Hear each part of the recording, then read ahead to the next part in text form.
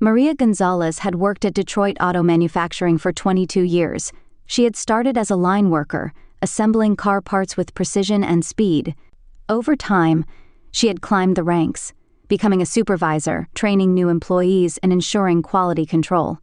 It wasn't just a job, it was her life. At 48, Maria prided herself on her work ethic.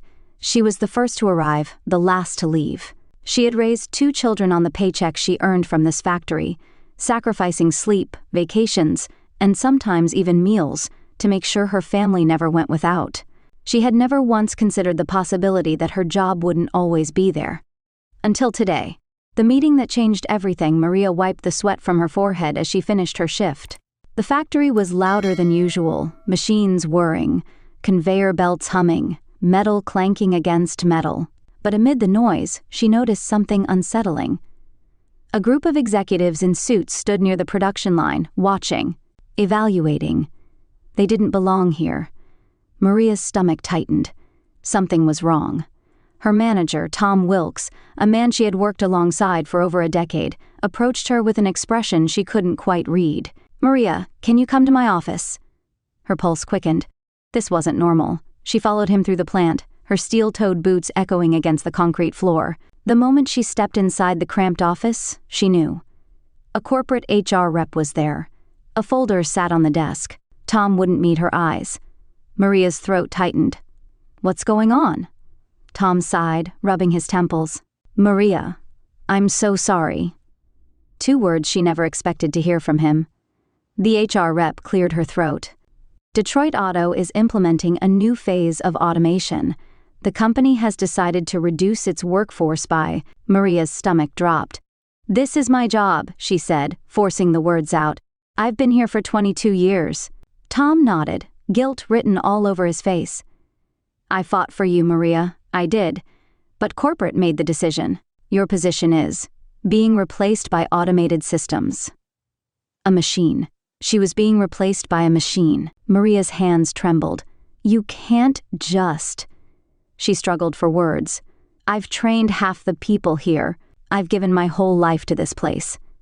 The HR rep slid the folder toward her.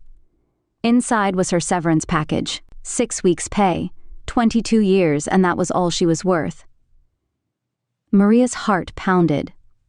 "This isn't right," she whispered. The HR rep gave her a tight, robotic smile. "We appreciate your years of service." Tom's face was full of regret. "I'm sorry, Maria. But sorry wouldn't pay her mortgage. Sorry wouldn't keep food on the table for her kids. Sorry wouldn't fix the fact that she had nowhere else to go." Maria swallowed the lump in her throat. She grabbed the folder with shaking hands and walked out of the office. Outside, the machines continued working, completely unbothered by the life they had just destroyed. And, for the first time in her life, Maria Gonzalez felt completely replaceable. Maria sat in her car, staring blankly at the factory entrance. Her hands still trembled from the meeting. The severance folder lay on the passenger seat, unopened. 6 weeks' pay. That was all she got after 22 years of loyalty.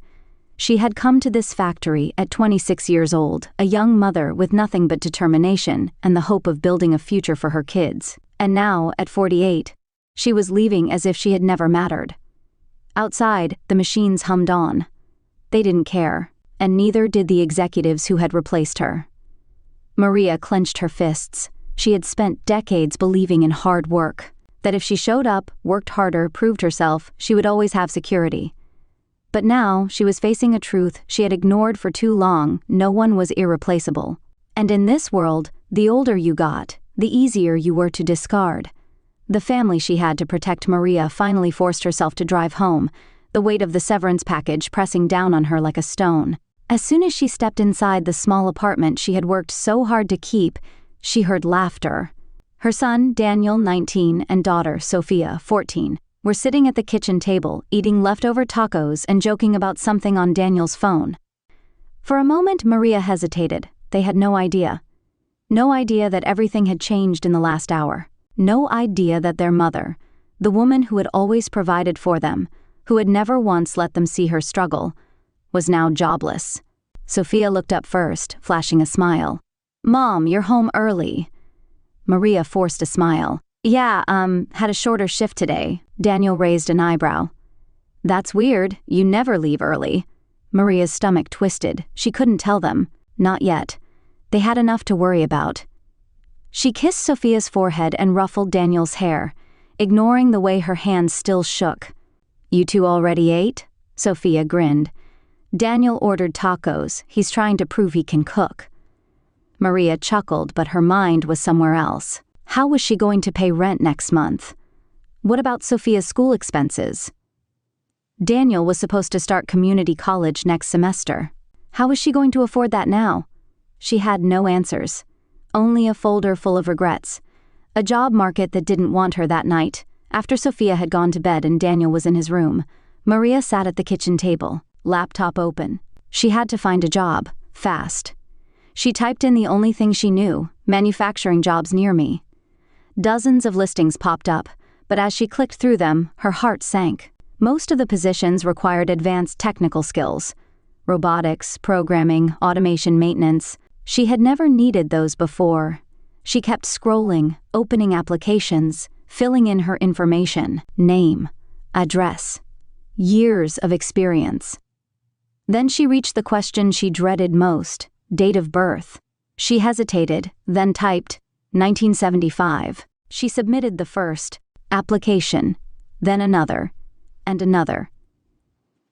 By the time she closed the laptop, she had applied to 16 jobs. Now, all she could do was wait. A brutal reality check the next morning, Maria woke up early, her phone buzzing. For a split second, hope flickered in her chest. Maybe it was a job interview. Maybe someone had seen her years of experience and recognized her worth.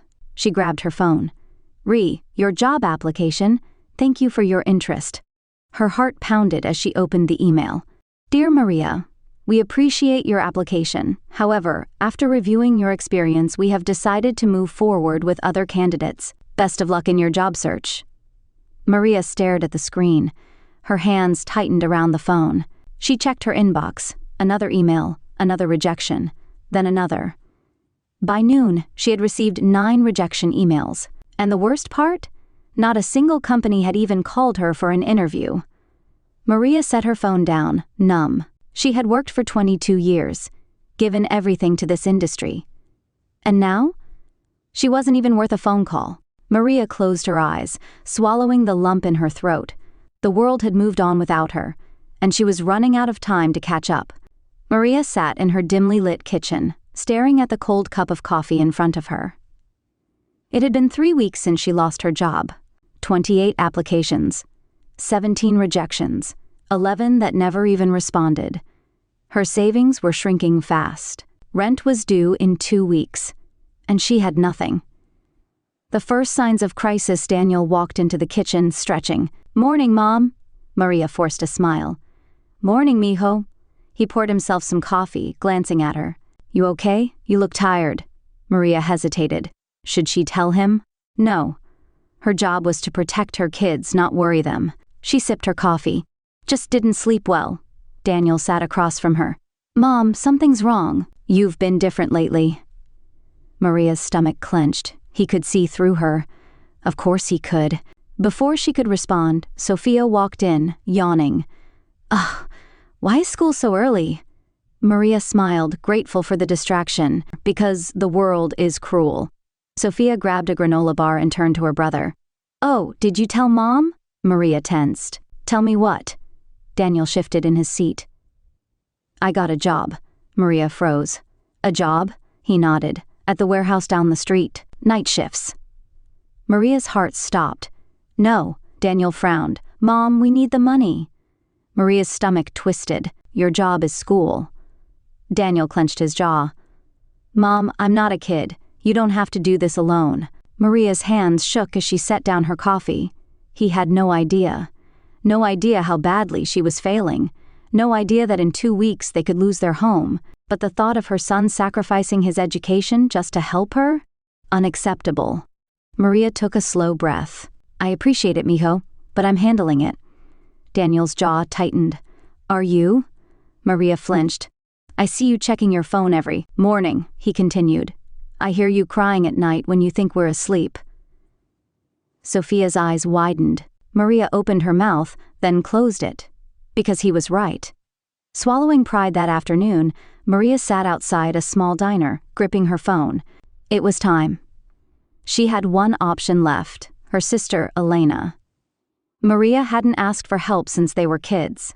She had always been the strong one, the independent one. But this wasn't about pride anymore. She dialed. Elena answered on the first ring. "Maria, it's been too long." Maria swallowed hard. "I need a favor." Silence. Then, softly, "Talk to me." Maria inhaled shakily. "I lost my job. I'm trying, but no one will hire me. Rent is due, and I don't know what to do." Another pause. Then Elena sighed. "Why didn't you tell me sooner?" Maria wiped her eyes. "Because I should have been able to fix it." Elena was quiet. Then, "I can send some money, but Maria, you need more than that." Maria's stomach twisted. "Like what?" "Like a new plan." The harsh truth later that evening, Maria sat in her car outside a job fair. Elena had sent her a link earlier, a retraining program for workers displaced by automation. Maria had laughed at first. School? At 48? Learning a whole new career? But then she thought about Daniel, about Sophia, about Maggie. Maggie, who had once been successful, but lost everything when she didn't adapt. Maria couldn't be Maggie. She grabbed her bag, inhaled sharply, and stepped inside. The moment she walked into the crowded convention center, she felt out of place. Everywhere she looked, she saw younger people, tech professionals, engineers, recent graduates. A man in his 30 seconds at one of the booths greeted her. "Hi, are you looking for training opportunities?" Maria hesitated. "I don't know." The man smiled. "Well, let's talk. What's your background?" Maria swallowed. "Manufacturing, 22 years." His eyebrows lifted. "That's a long time. What kind of roles are you looking for?" She had no answer. Because the truth was she had no idea what she was qualified for anymore. The man noticed her hesitation. "You know, a lot of workers in manufacturing have been transitioning into renewable energy and tech-based logistics. It's different, but their skills will actually transfer well." Maria's heart pounded. Tech? Logistics? She had never even considered that. The man slid her a brochure. "This program is designed for people exactly like you, mid-career workers who need to pivot." Maria stared at the brochure, her mind racing, for the first time in weeks. She saw a way forward. Maria sat in her car outside the convention center, staring at the brochure in her hands. The words blurred together. Career retraining for displaced workers, renewable energy, supply chain technology. She never thought she'd be here. She had spent 22 years mastering one skill, believing that loyalty and experience were enough, but the world had changed, and now she had two choices: adapt or be left behind. Her stomach twisted as she looked at the bold letters at the bottom of the page, scholarships available for qualified applicants. The thought of going back to school at 48 felt impossible, terrifying. But losing everything? That was worse. Maria took a shaky breath and stepped out of the car. It was time. The first step is always the hardest inside. The retraining center was buzzing with activity. Dozens of people, most younger than her, sat at computer stations, reviewing course materials. Maria felt out of place. This wasn't a factory floor. This was a world she didn't understand. A woman in her early 30s, wearing a blue badge labeled instructor, approached. "Hi, you must be Maria?" Maria nodded, gripping her purse tighter. "I'm Jessica," the woman said warmly. "Elena told me you might be stopping by."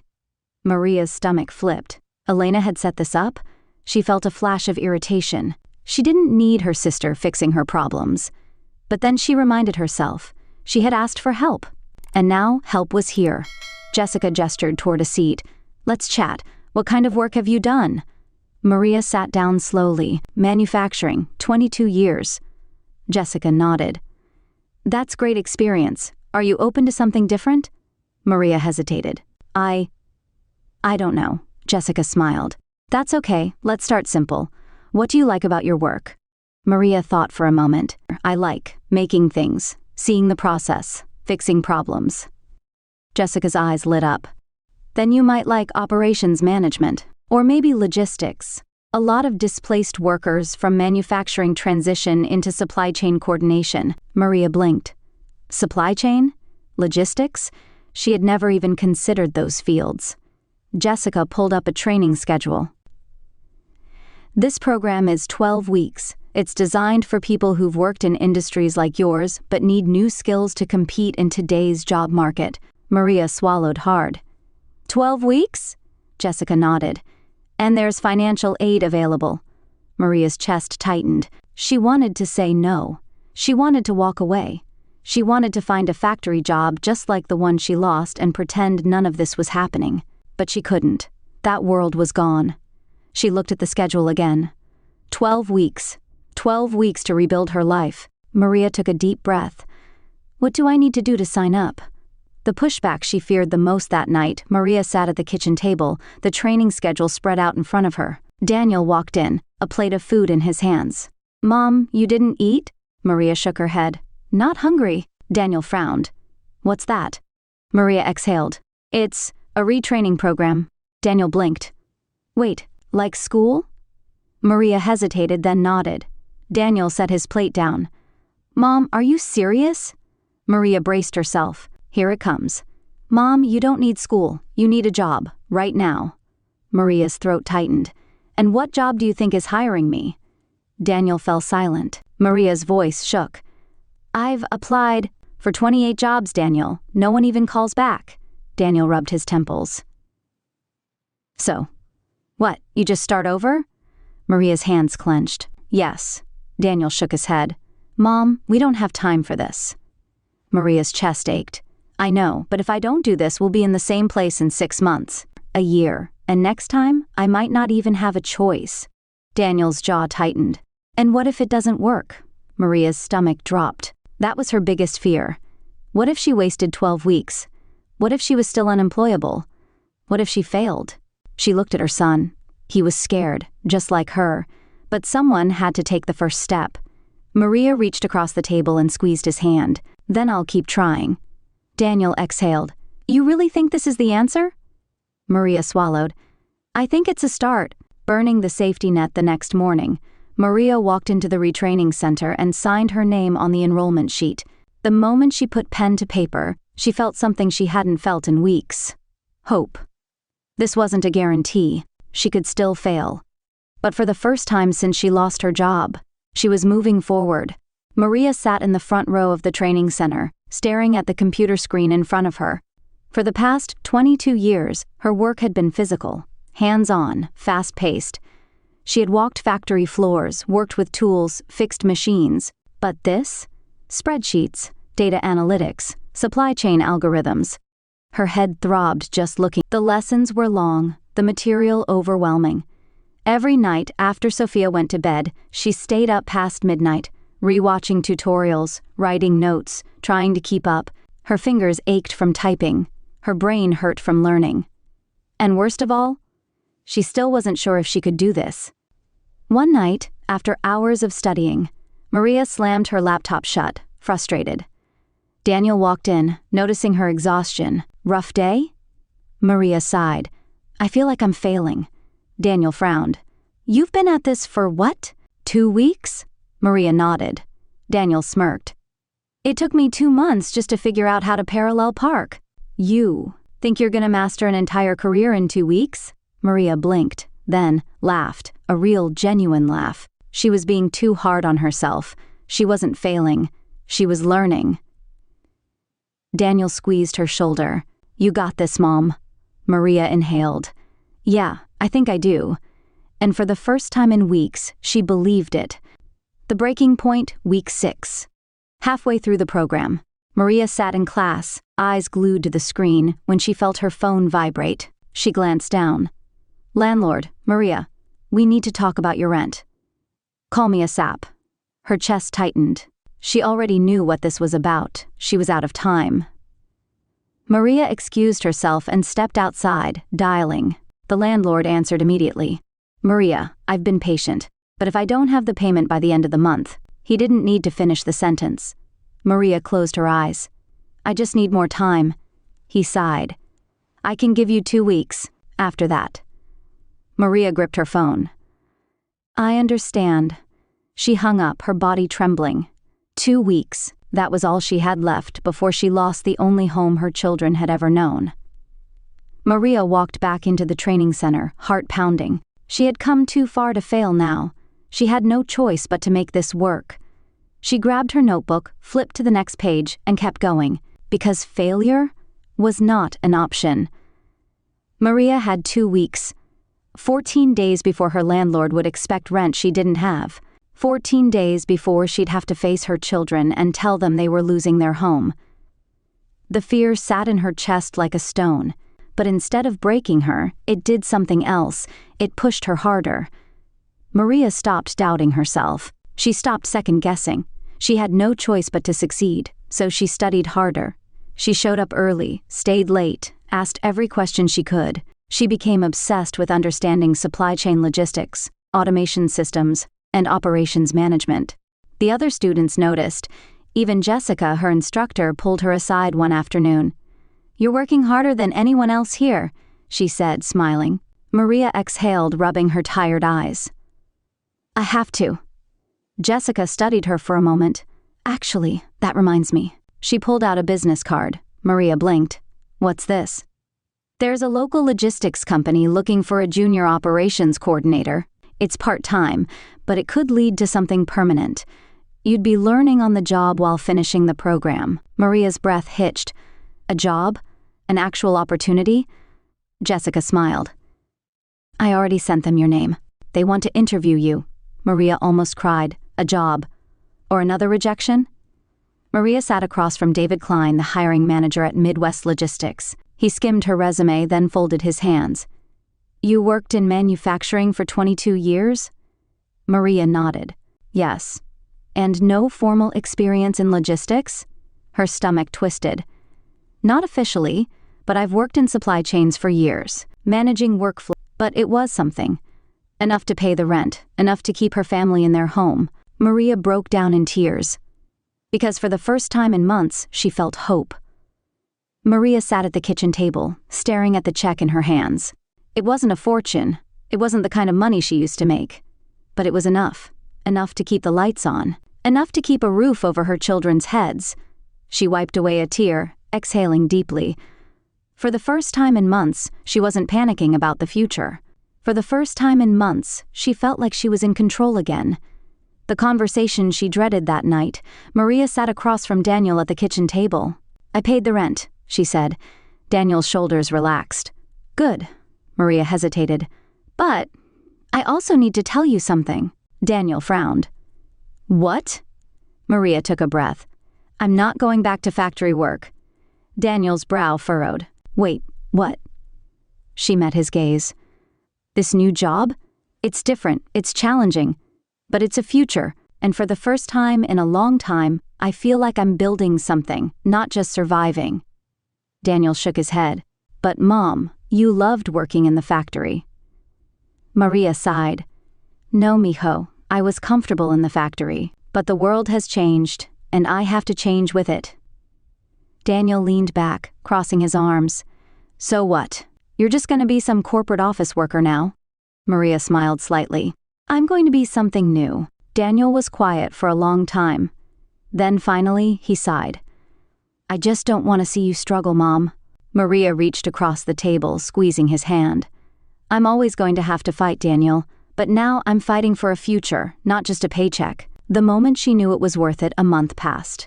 Then, too, Maria finished her retraining program and transitioned into a full-time position at Midwest Logistics. She wasn't just another worker on the floor anymore. She was managing supply chains, overseeing operations, problem-solving in ways she never imagined. One afternoon, she walked into the office and found a group of younger employees struggling with a scheduling issue. She took one look and immediately spotted the mistake. She stepped forward, showing them how to fix it. One of them, a woman in her 20s, looked at Maria in awe.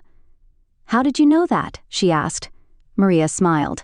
"Because I've been fixing problems for 22 years.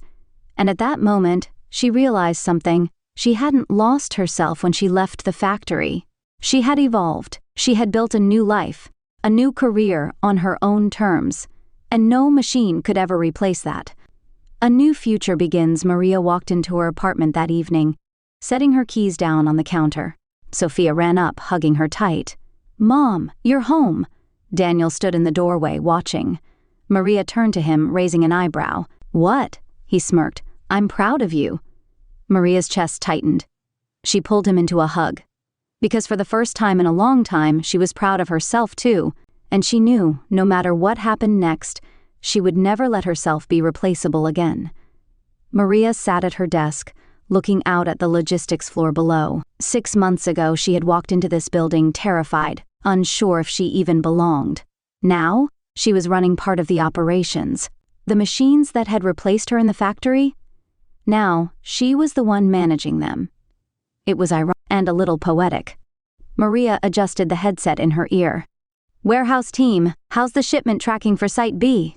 A voice crackled back. "On schedule, Maria." She nodded. "Good. Let's keep it that way." She was in control now, of her work, of her future, of her life. From rejection to opportunity a few months earlier, Maria had almost given up. The rejections, the ageism, the doubt. But now, she was earning more than she had in the factory. She had benefits, stability, a career that wouldn't disappear overnight. She had gone from being seen as too old to being someone the company couldn't afford to lose. She was needed. She was valued. And most importantly, she had proved to herself that she was more than her past. The final test one afternoon, Maria's boss, David Klein, called her into his office.